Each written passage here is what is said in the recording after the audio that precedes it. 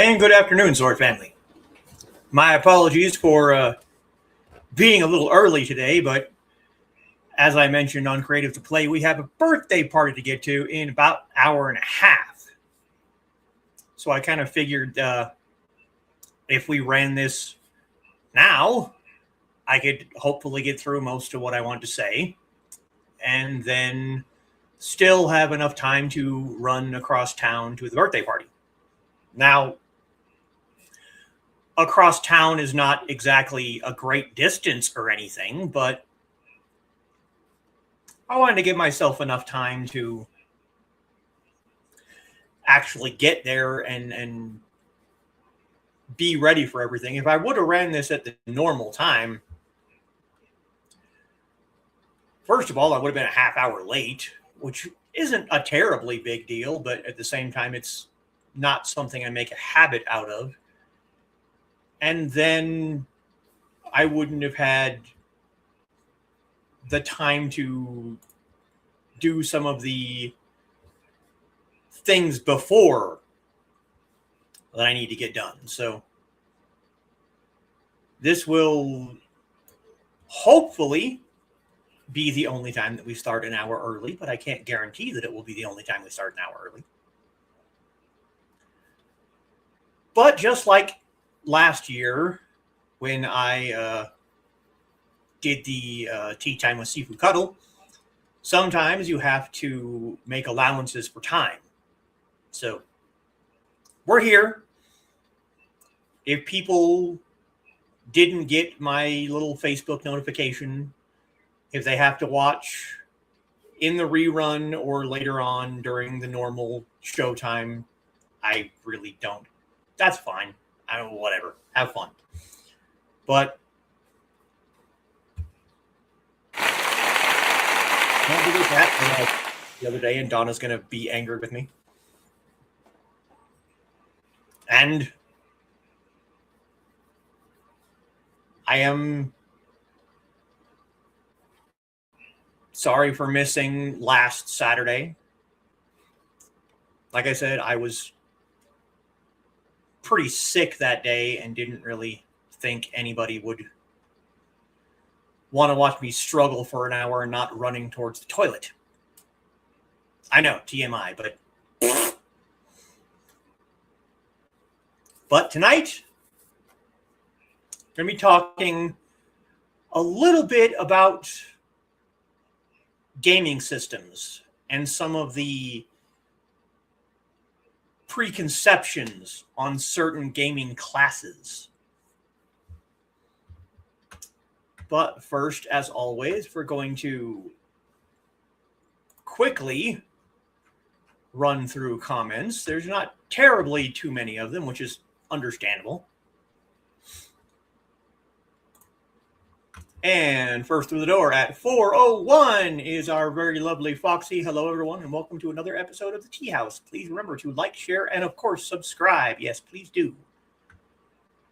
I know there's zero chance ever of this channel being monetized, and I don't really care. But I do get a little thrill on seeing new subscribers and things like that. So it's always nice to see someone new popping in to join the chaos. And yes, we're early today. Kiddo has a birthday party this evening. Yes, 6 o'clock. We're going to go bowling, which is odd because almost every other birthday she's ever had in her entire life, she wants to go swimming. This time she wants to go bowling. I don't know. And Kitty joining us. Hey there. Hello, kitten. And there's Joe joining us. Howdy, folks. Hello, Joe. Greetings for Joe and greetings for Kitty. Got the 3D printer running, Teahouse on one screen, Dreamweaver on the other. Trying to see how much I can multitask. Don't overload your brain or the basement. Wow, that sounded a lot dirtier when I actually said it than it sounded in my mind. Or maybe that's just me. I don't know. Whatever. That was a lot, yes. Sure, we'll have more folks filter in when we go live because of different start time. That's what I tried to think of the most efficient way of notifying everyone, and the only thing I could think of was putting something up on Facebook, because most of the people in the chat now I'm friends with on Facebook, so not like I could send out a mass text message or anything like that. Just thinking the same thing. Some of them probably didn't see the notice on Facebook. Yeah. Oh, Trey might still be asleep. Well, she can watch the rerun. It's fine. Yeah, see, I haven't even seen the notice on Facebook. That's because you don't do the friend feed. You just do the regular feed that feeds you all the normal stupid crap. Just woke up too. Yes, we did. Made progress on my project. Wow. And Ruby joining us. Hi, everybody. Hello, Ruby. And there's Uncle Carl. Good evening, everyone. Hello, Carl. And greetings for Ruby and Carl. And more greetings for Ruby and Carl. And Donna's joining us. Hey, everyone. Hello, Donna. Greetings for Donna. More greetings for Donna. Good to see everyone. Yes, it's always good to see everyone. I was a little concerned that running an hour early might limit the scope and reach of this show, but seems like the only person we're missing is Dan so far. And I haven't seen Sarah in a little while, but I do know that she's still alive because I have her friended on Finch, and we share several goals on Finch, so I know that she's still alive. So, hey everyone, and Midnight joining us. What's up, sword people? Greetings to Midnight. Greetings to Midnight. Yes, don't overload the basement. I know. Yep. Wait, hold on. I got something to this. Give me a second. Right there.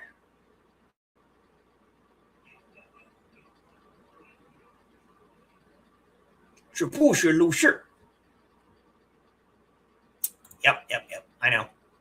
That was, like I said, in my head it sounded fine, but then when I said it, it sounded a lot dirtier than I meant it to. But that happens. So sometimes a statement will sound perfectly fine in your mind, but then when you say it out loud, you kind of go, yeah.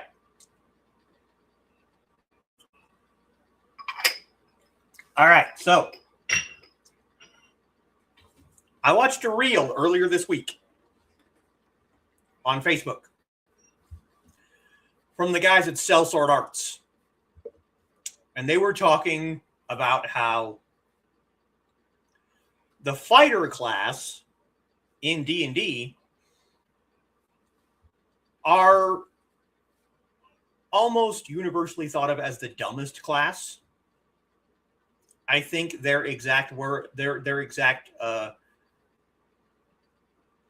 claim on that video is why playing as a fighter, intelligence shouldn't be your dump stat. And it always kind of annoyed me that fighters are considered dumb. And I have a little story time to go along with that before we get into the actual meat of what I want to say today. So, people, take that down. People who have watched this channel from the beginning already know that many years ago, definitely over a decade ago, Foxy and I got invited to be part of a boffer group. For the people who aren't aware, a boffer group is a kind of a LARP where you go out and hit your friends with homemade, usually, weapons that are usually PVC or in some cases fishing rods covered in pipe insulation and then covered again in duct tape. I have my boffer sword in the other room, actually. Hey, let me go grab that because that actually is almost pertinent to the story.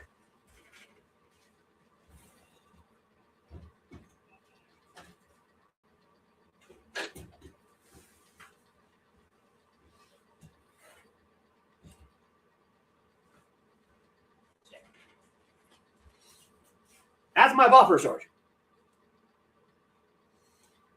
Much different looking than when I first made it because the group that we were playing with, you needed to have 2 layers of insulation between the hitting surface and the inner core. So this, which is roughly about the width of a regular sword now, this is based off a Qing Dynasty Jian. Now just imagine this, but 2 or 3 times as thick. Another layer of dog fluff. Another layer of pipe insulation on this edge, wrapped around another one on this edge. So it's about that big. Maybe even bigger than that. That's a boffer sword. So we get invited by a friend of mine, who's no longer a friend, actually. That's a story for another time, possibly not even on this channel. But we got invited to join his house. Yes, the one that looked like a fudgesicle, I mean, it did, but the one that really looked like a fudgesicle was the guy that made the horrible, horrible decision to wrap the blade in brown duct tape. That was even the guy's nickname. His nickname was Fudgesicle because he did brown duct tape. It was a bad idea. But we got invited to join his house, which is a miniature insulated kingdom. We got a copy of the rules emailed to us. They had a whole setup, like lots and lots of rules. They had rules on how your character had to be built to fit within the specific time period that they were playing in. They had rules about who could do what in a house. It was a whole big thing. We showed up the first day, and we played at a little castle playground here in town. It was a Saturday. It was earlier in the day, so most of the families, or was it a Sunday? It might have been a Sunday because then most of the kids would have been in church. It might have been a Sunday the first day. But I think after that we started meeting on Saturdays. But all of the rules, all that stuff, nobody cared. One of the biggest rules was never aim for the head because we were not wearing any kind of protection. It was street clothes. I showed up in costume in my silk Chinese dagua. Actually, I ruined it that day because I had that thing for several years and it actually gained a fairly significant amount of weight. And the first time I went to swing at someone, right here in the armpit, just ripped clean open. I got hit in the head at least 3 times that day. Nobody asked about my character. There was one other person that showed up in costume, nobody cared about the rules. And then on subsequent weeks, we met for a month, maybe a month and a half. On subsequent weeks, things quickly devolved after the first day. And every meeting became less about the live action role playing and more about, we're just going to play games. Capture the flag, Robin Hood, tag, It didn't really matter anymore. And after however many weeks, the group imploded. Now, why that group imploded is going to be a completely different show. I will talk about this because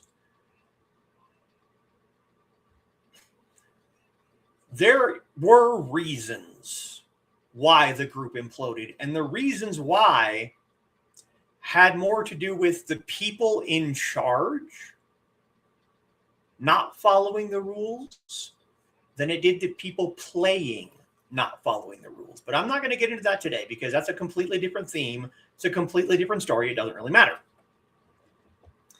But the next week that we met again, the main guy in charge handed the entire group off to a new person so that person could now be in charge.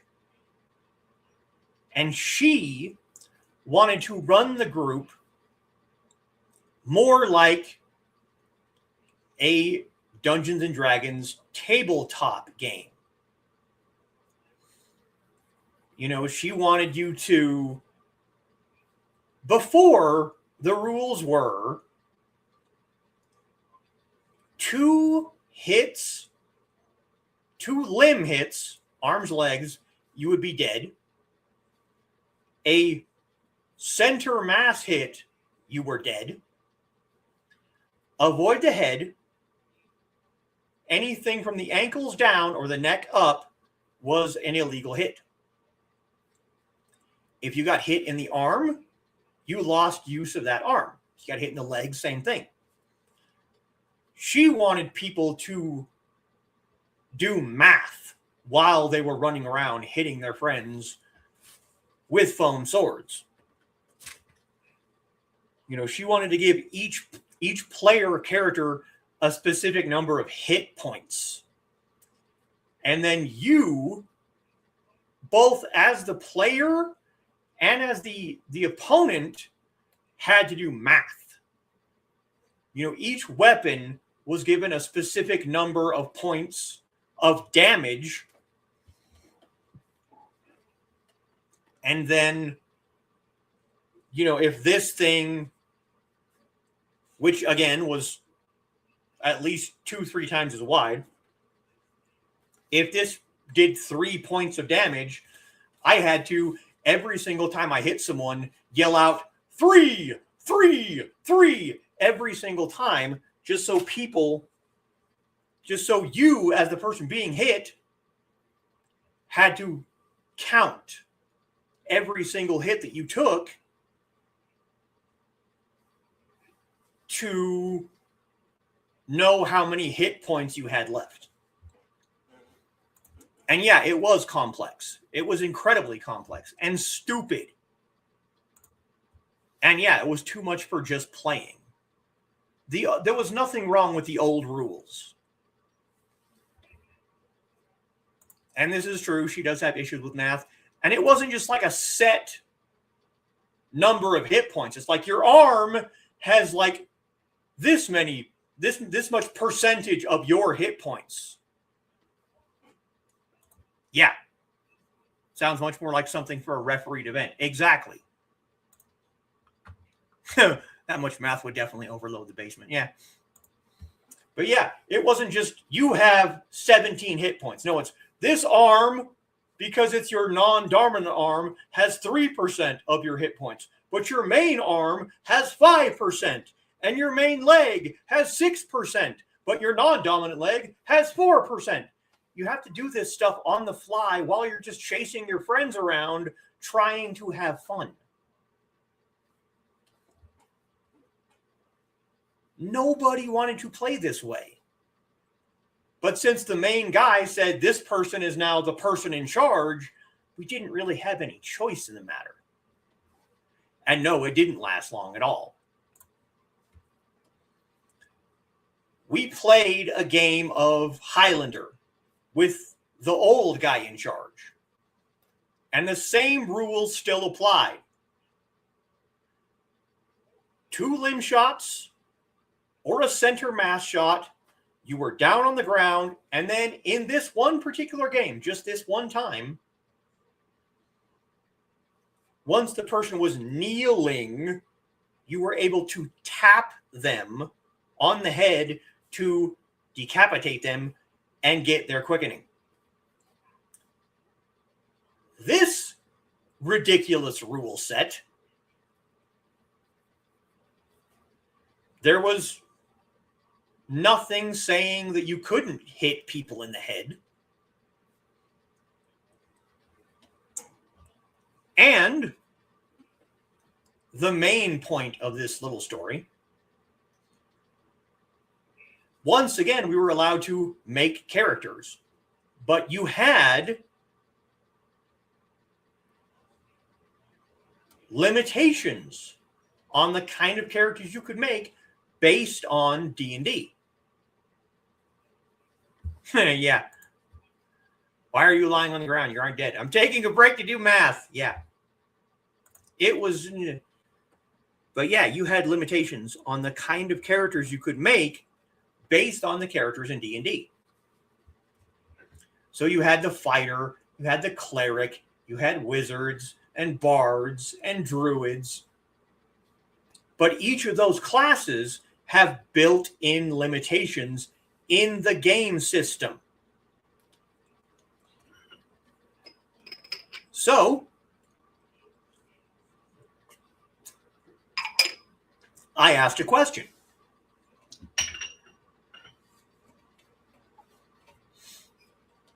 I asked if it were possible to make a fighter subclass that was the swordsman. And this is also true. Got killed at least twice while trying to add things, because you can't. First of all, every person around you knows exactly how many hit points you have.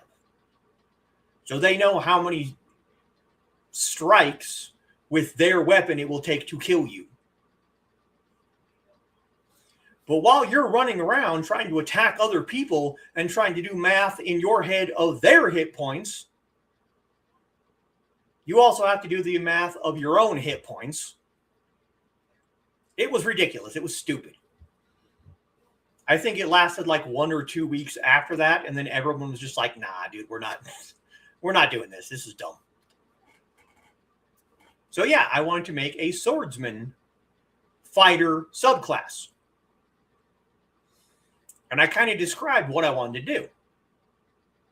I wanted to make a swordsman like Li Mu Bai from Crouching Tiger. And her exact words were, "That won't work." And I said, well, why the hell not? Why can't I make... People make subclasses in D&D all the time. And she's like, oh, no, that's fine. But fighters don't have that high of an intelligence stat. Excuse me? She goes, yeah, your base fighter in D&D is not smart enough to open a door.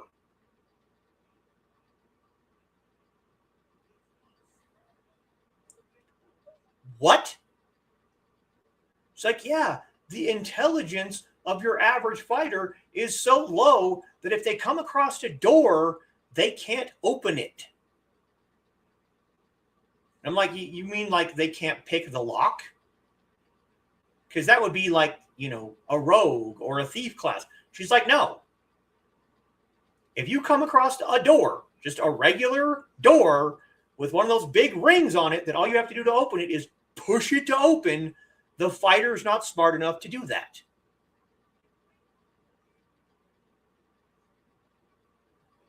Really? Really? Yeah, exactly. Dang, yeah. So every single person that has ever studied a martial art for an extended period of time is not smart enough to push open a door.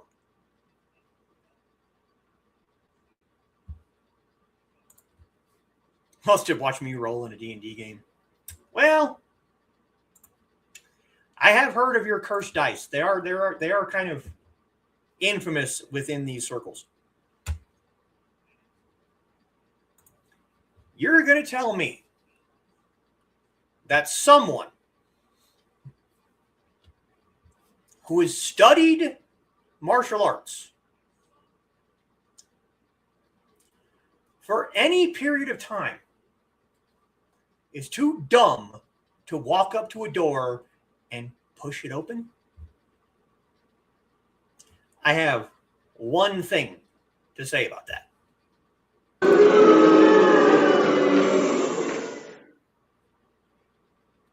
Yeah, boo. And that's kind of what David and Clark were talking about earlier. Is the same kind of thing. Fighters are considered to be dumb. Yeah, tell me about it. The person were dumb enough to be flummoxed by a door, how are they supposed to do all that math? Exactly. Like when she's thinking of like the barbarian type. The just Hulk smash. Raw! That's not what fighters are, dude. It's just not. She's expecting the kind of person that would walk up on a wooden door and just kick it or smash it open instead of just being like, door's open. Come on in. That's not how fighting works.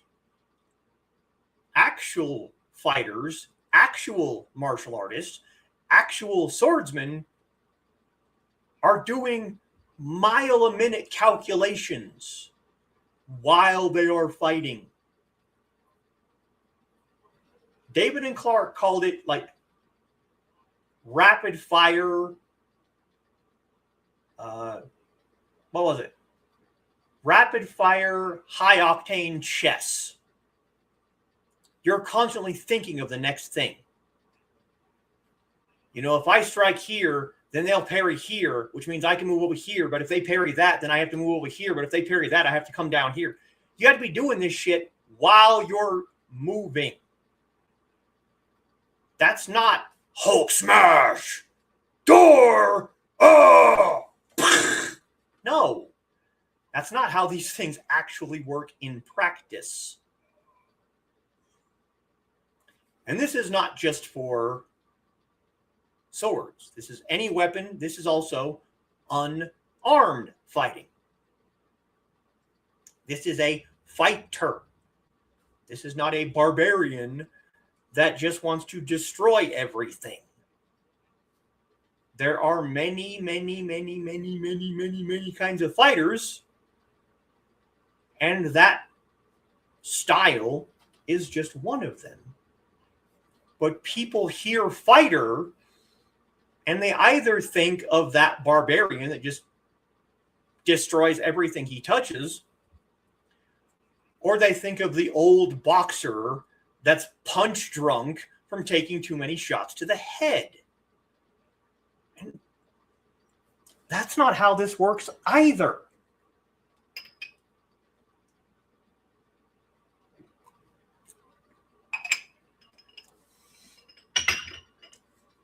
When you're actively fighting someone, you're constantly thinking of the next move. You have to be. Because if you're not, you're going to be caught off guard. You have to be looking for your opening to attack them while simultaneously trying not to give them an opening. And if they do get an opening, hey, Dave, happy Saturday. Yeah, you too. If you do give them an opening, then you have to think, okay, how do I close that opening? You're constantly thinking. There is not a single instance when I'm sparring with someone that I just shut my brain off. It doesn't happen. And in actuality, the kind of fighter that this person is thinking about would actually be a horrible fighter, because they're entirely leading on emotion. They're entirely, and not any emotion, but rage entirely.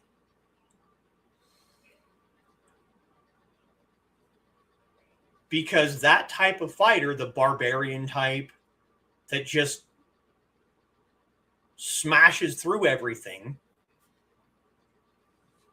is very, very easy to defeat. They just are. Because they're entirely leading by rage. All you have to do as a fighter to be able to defeat an emotional person is piss them off. Because even if they are the most calculating fighter on earth, once they start leading by emotion, they're going to slip. It's gonna happen. Oh, that's cool. Found a new knife and blacksmith maker this weekend. Nice. Our Ren Fair is coming up in 2 weeks. 2 weeks from yesterday, actually, is the first day, but I will, hopefully. Phoenix Knives. Okay. I will have to remember that for later. I will still be doing a regular tea house on that day. So you don't have to worry about missing me on the 25th of April. I'm still planning on doing a show. And I already have the idea for the show planned, so that's going to be cool. But yeah, fighters who are just raging lunatics are really, really easy to beat. Because all you have to do is outsmart them. And that's kind of the main point here. Is the kind of fighter that this person is talking about and that most D&D players think of when they think of fighter would be a horrible person to have in your party. Because they're dumb as a box of rocks. And they would and could get you, your entire party actually, killed by being just stupid. You know? I have sparred with quite a few people in my time. And the people that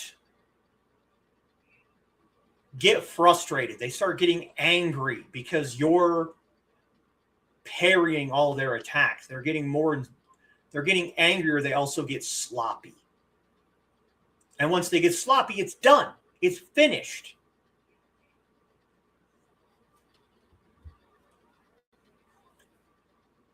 All you have to do, if you know that you're fighting that type of person, all you got to do is piss them off. And then once they slip, you have your opening and the fight's done. That's just, you cannot let your emotions rule the fight. You can't. And I can admit that there have been instances as a martial artist that I have let my emotions get the better of me. And I've done things that I shouldn't have done. I have hit people that I should not have hit. I have fought people when I should not have been fighting because I was upset. These things happen. That depends, Carl. Once you get the person flustered, do you finish them off quickly or toy with them? That depends. That depends on... Hey, Trey. Good to see you. Not lasted longer than expected. Blah, blah, blah, blah. That's all right. You're here. It's all good. And, of course, everyone greeting Trey because Trey's awesome. That depends. That depends on their energy. I match energies when it comes to sparring with people. If they come in arrogant, or if at any point during the fight they get arrogant, I will play with my food. It's not nice. But yeah. But if somebody came in with humility and they stayed humble and they realized their mistakes, I'll finish it off. I'll be like, yeah, it's good, no worries. It's all right. The very beginning of the game Jade Empire, your player character is in the middle of a sparring match. And of course you win because you're the main character. And the person you're sparring with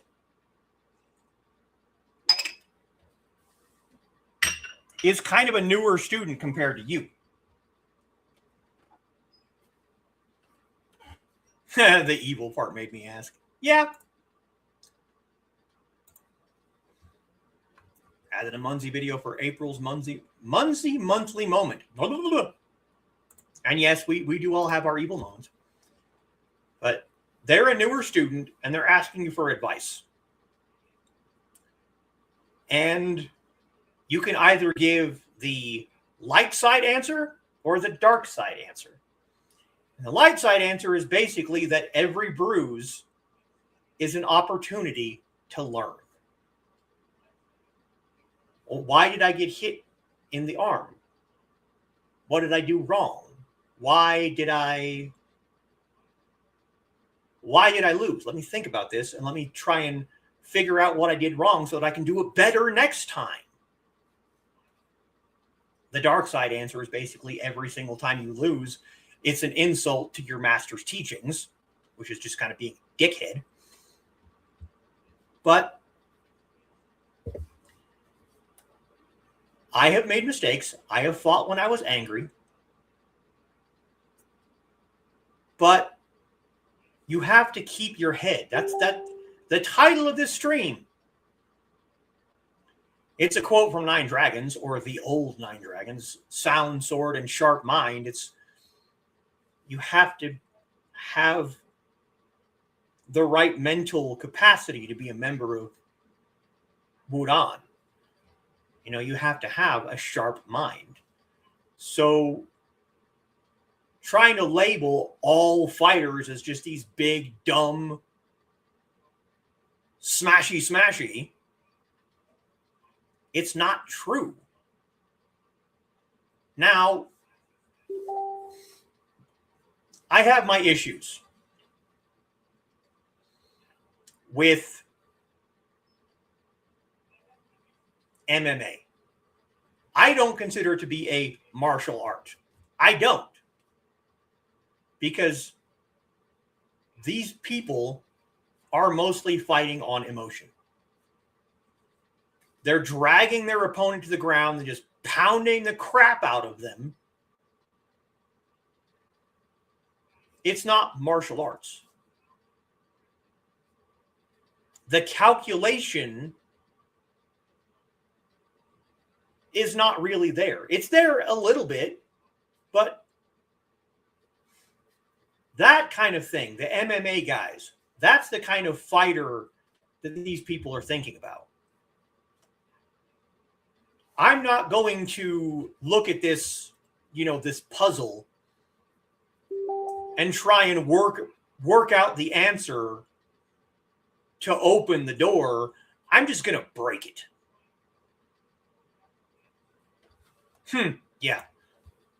Sounds like my father. I'm not angry with you, just disappointed. That's worse sometimes.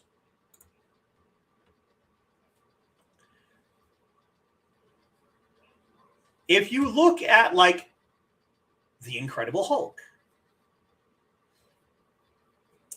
the evolution of that character is he goes from this lowly, dumb, entirely led by anger fighter, and then as time goes on, more of Bruce Banner starts to come out in the Hulk, and the intelligence starts to seep through, and he goes from Hulk smash to, okay, maybe let's think this through first.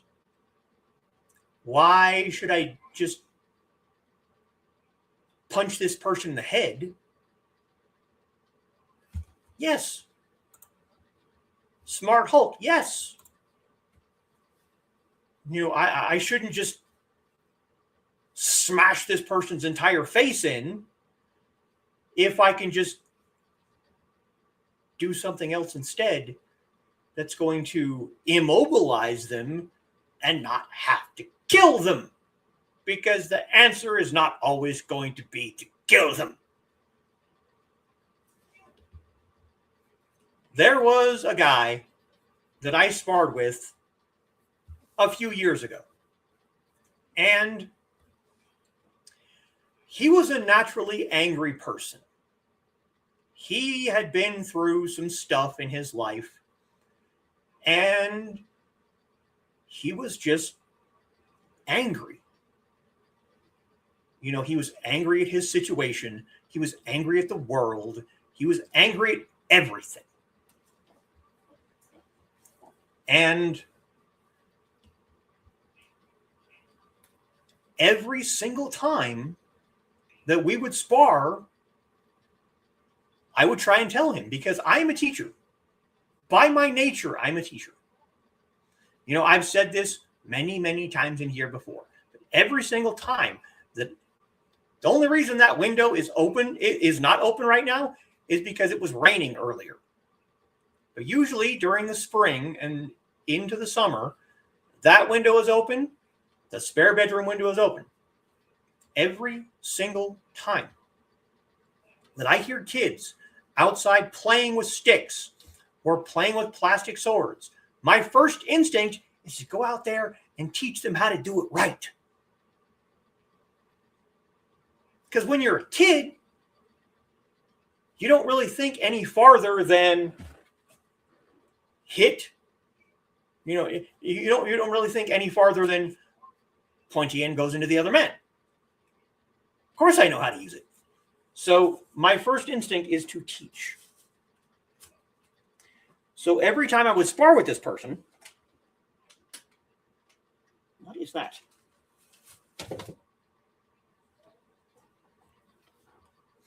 Jelly bean.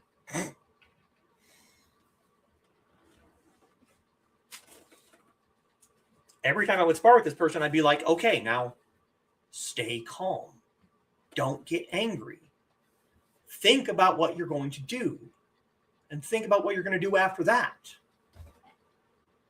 Dodgeball rules, kind of, yeah. Angry young men are always the first to hit the ground. This is true. When he first came to me, well, actually, he was referred to me by another friend. Just like I always do with my students, I didn't start with fighting, with combat. I don't do that.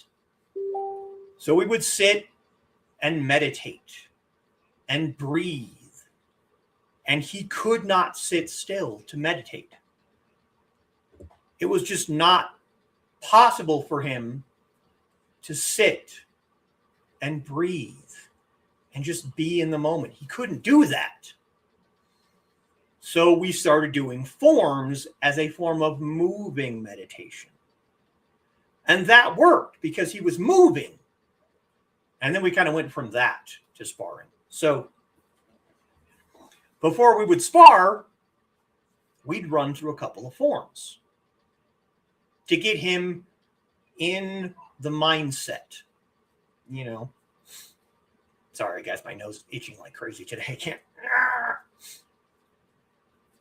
And we'd start sparring and he'd be right there. He'd be with me. He'd be right here. And then something would happen. Something would click or something would snap. And he'd get frustrated. And he'd get angry. And then when he got angry, he would slip. And I'd have to end the fight. I'd have to end the sparring because I could see it. I could see him getting angry. And I'd have to be like, look, stop. Breathe. What is upsetting you? And we'd talk.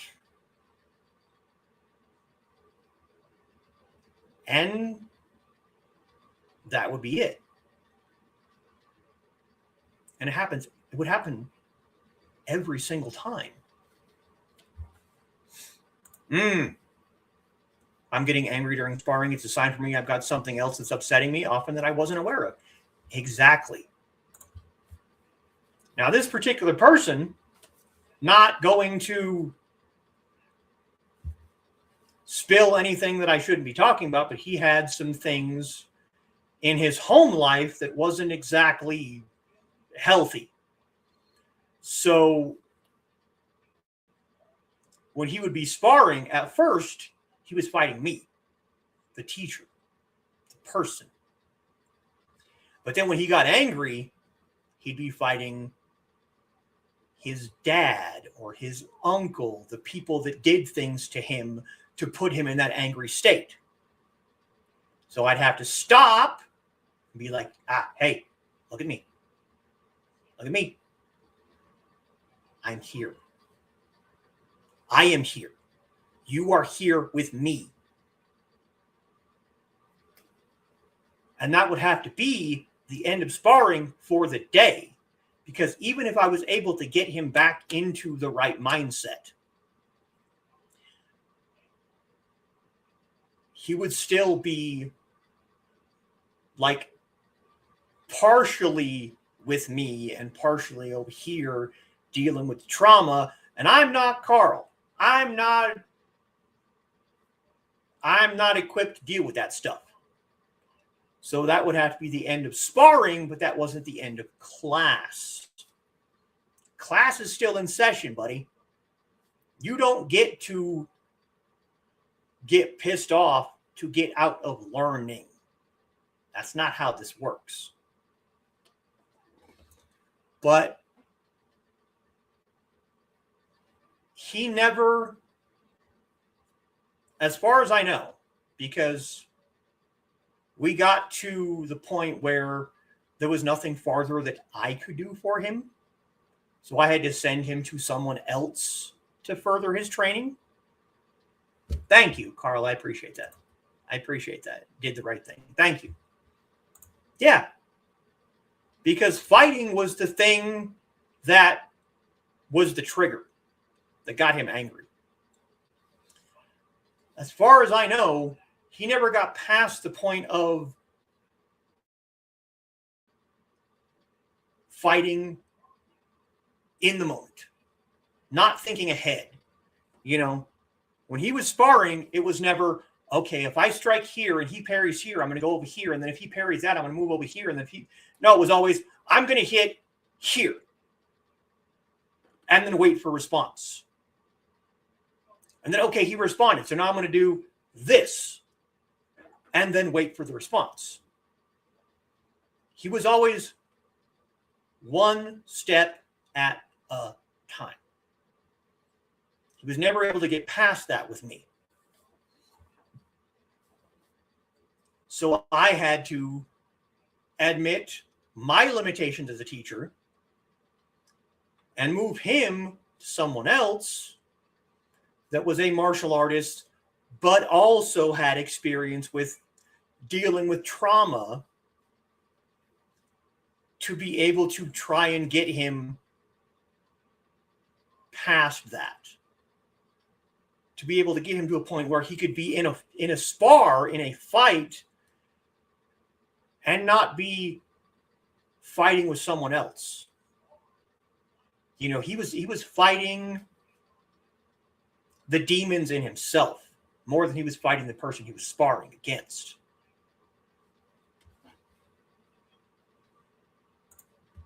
Can say that because I was like him until I discovered Zen.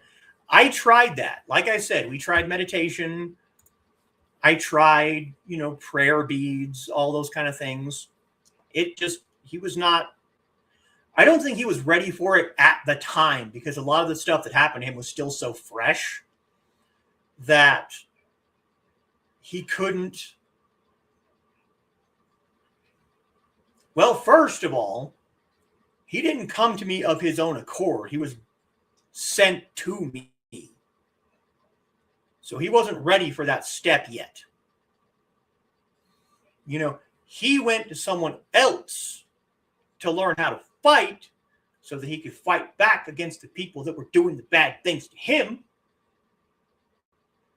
And that person realized that, okay, I can't do anything for this, so I'm going to send him to someone else who might be able to do something better.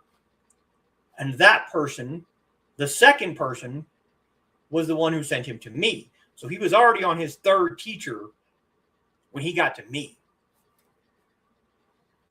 So I'm pretty sure before he even got to me, he was already frustrated that the original person that he went to teach them how to fight, to be able to protect himself, couldn't do anything. So that person had to send him to somebody else, and that person had to send him to me. So I'm pretty sure he was already frustrated with the experience before he even got to me.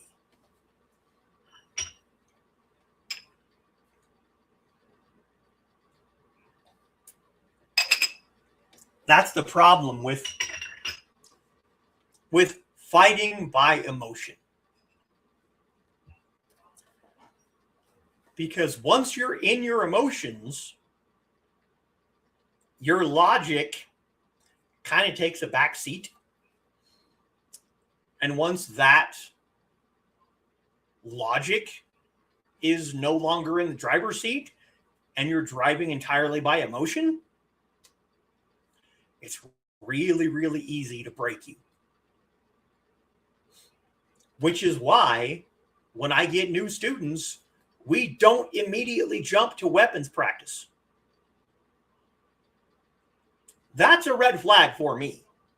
When someone comes to me and they're like, oh, I want to learn, I want to learn the Jian. Okay. Why? Because if you want to jump immediately to learning the sword, the most difficult weapon in all of Chinese martial arts, you want to jump right to that from the jump, from the very beginning? That does not feel right to me.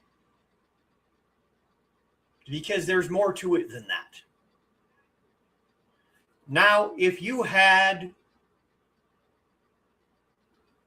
training in a different system, a different weapon from a different person before you came to me, and you wanted to learn from me to supplement the stuff that you learned from the other person, okay, we can do that. We can work with that, but you're still going to be starting from the exact same level as someone who's coming to me for the very first time.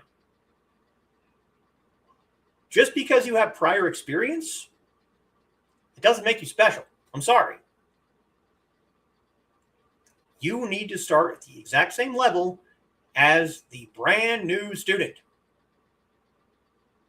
Because let's say that somebody that you even learned Jian before me, and the person that taught you taught you bad habits.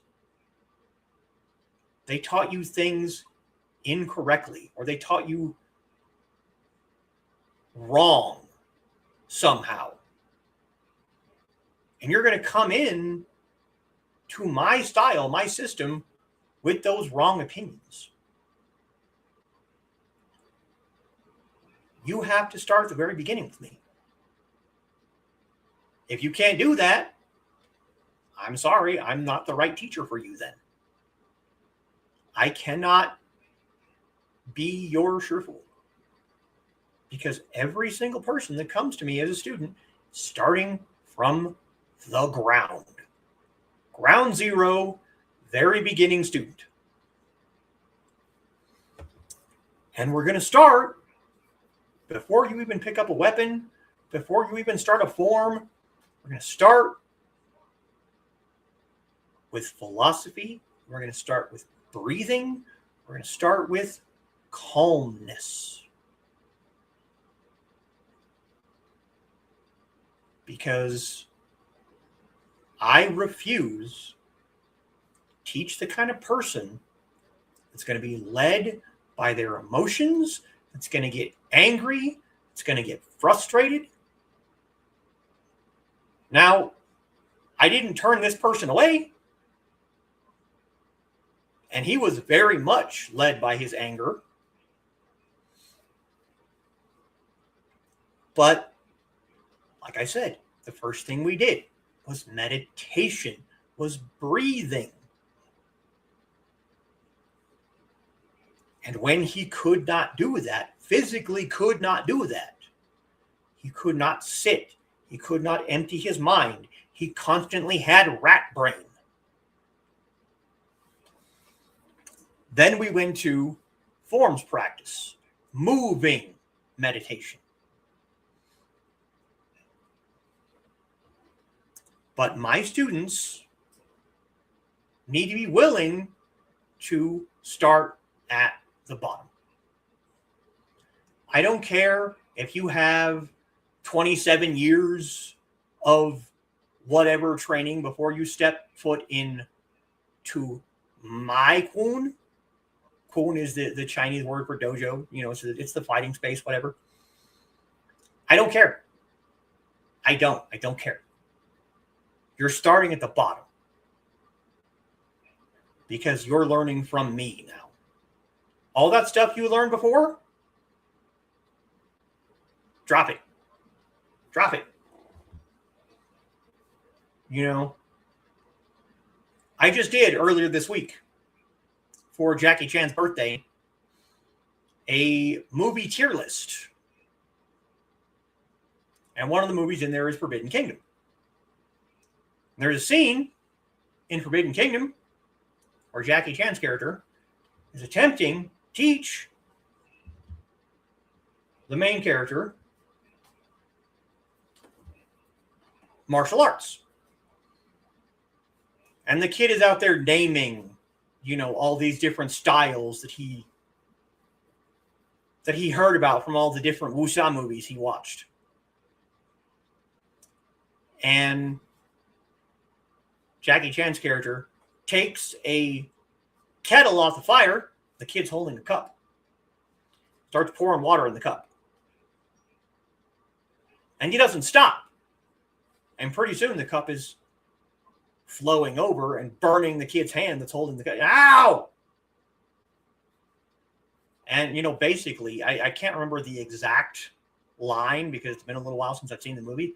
Probably should go watch it again. It's a good movie. But basically, the idea is, how can I fill your cup if it's already full? Empty your cup. That's the same way that I teach. Your cup is already full with all these other things that you learned. There's no room in the cup for the stuff I'm going to teach you. Empty the cup. Then we start over with an empty cup. Then if you want to later on take the things that I taught you, plus the things that this other person taught you, plus the things that this other person taught you, and combine those all into your own style just for you, that's fine. while you're learning from me, I need an empty cup.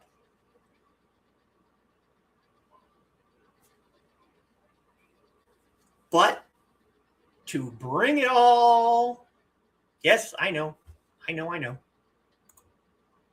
bring it all back to the very beginning, fighters aren't dumb. We need to change this thought, this belief system. The fighters are just smash. I love Tank Tolman. The dude is amazing. He's a great motivational speaker. But the answer to everything is not going to be hammer. No, sometimes you need to stop and think, okay, I'm standing in front of a door.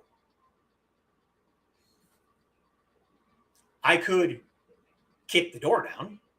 I could hammer and smash the door, or I could check to see if the door is open.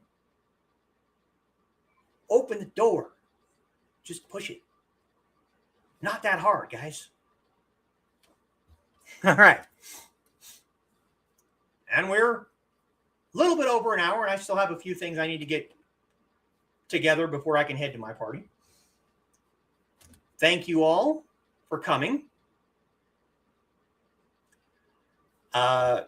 Next week, we should be back to our regular schedule of tea houses. I will be back on Monday for Nine Dragons Play Stream.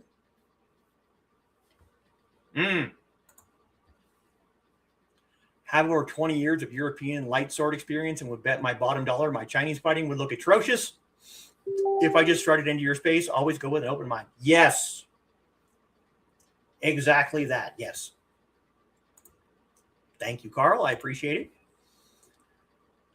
Thank you for watching. Thank you for commenting. For the people in the future, thank you for watching. I really appreciate this. If you're not subscribed, please do. Share, like, comment, all those fun things. Have fun at the party. I'm going to try. It's going to be a bunch of teenage girls at a bowling alley. I don't know, man, but I'm going to try.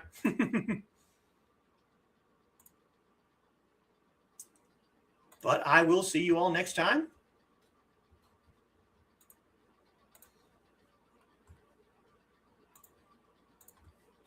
And 再见。